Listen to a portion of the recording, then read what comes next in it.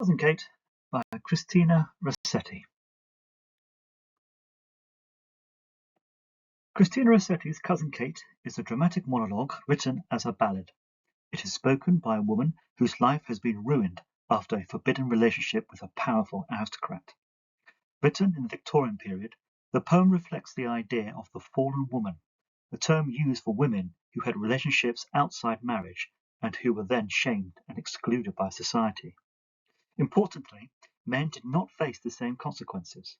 Rossetti, who worked with such women, uses the poem to criticize these unfair, hypocritical social rules, showing how power, class, and gender inequality shape women's lives. The opening stanza focuses on the speaker's innocence and regret. At the start, the speaker describes her modest labouring past, living simply and happily in the countryside. She is contented and not aware of her own beauty. This establishes her innocence and the peace of her earlier life, but also as not being particularly worldly and therefore vulnerable to manipulation. She repeatedly asks, "Why did a great lord find me out?" These rhetorical questions show confusion and regret. The phrase "find me out" suggests the lord actively sought her, almost like a predator. His praise of her appearance awakens feelings she had not experienced before, marking the beginning of her downfall and highlights her lack of self-control. The next stanza describes the speaker's seduction by the lord and then her abandonment.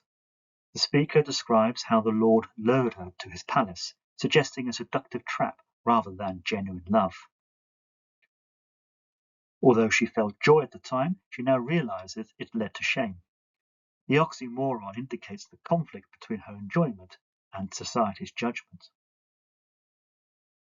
The way the speaker labels herself and the similes used to describe the lord's actions demonstrate how he treated her as an object, not as an individual. It also implies that she was something temporary and replaceable. Once he grows bored, he discards her without concern. Now she degrades herself, contrasting her stained character with the pure dove she should have been. By doing so, our attention is drawn to the loss of her innocence and social status. Tellingly, the Lord suffers no such fall from grace. The poem then shifts as the speaker addresses her cousin. The title "Lady" confirms that Kate has married the Lord and risen in status as a result. The repeated idea of the Lord watching and choosing women highlights his power, control, and predatory nature.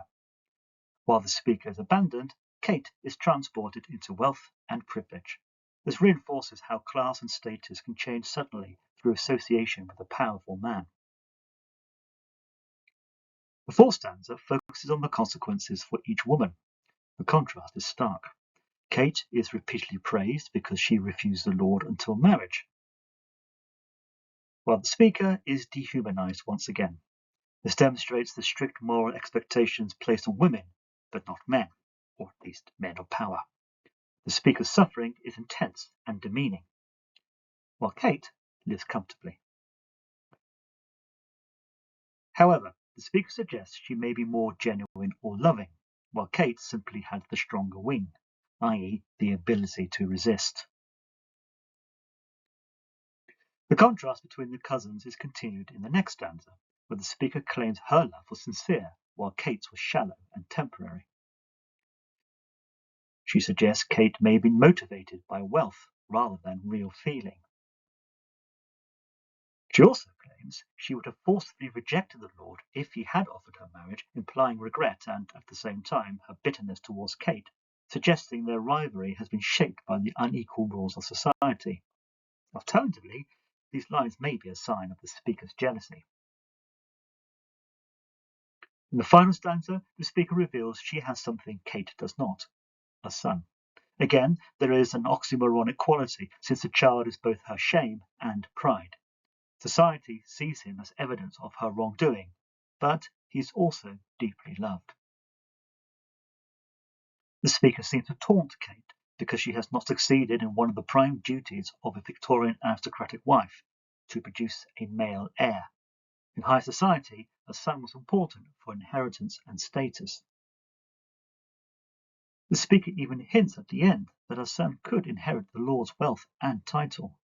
This gives her a sense of victory, but it is clearly a bitter one. Her life will still be marked by exclusion and shame. Overall, Cousin Kate exposes the inequality of Victorian society. Rossetti shows how women are judged harshly for sexual misbehaviour, while men escape blame.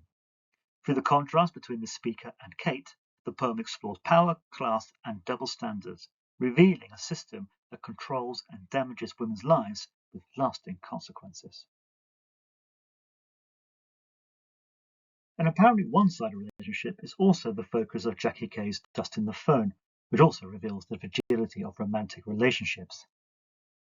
The topic also explored in Origin Story through the relationship of the speaker's parents.